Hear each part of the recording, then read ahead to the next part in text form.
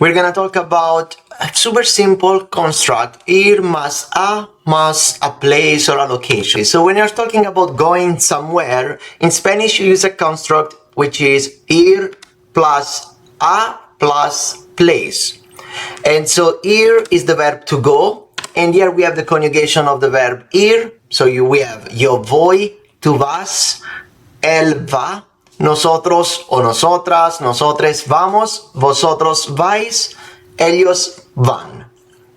Super, super simple. Just try to remember this, practice it a few times. And then, how do we use this construction? As the title says, you just need to learn the title today and you are done. We have ir, so you conjugate ir, so yo voy a Chicago.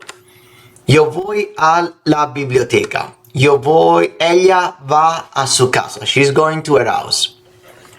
Just be careful when you have the article el. So when we have a plus el, which is the article, it gets combined into al. And here we have the quick explanation. And I'm gonna give you two examples.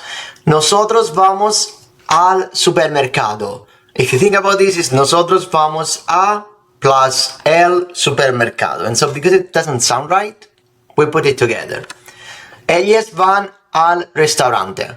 And that's it for today. Less than a minute video.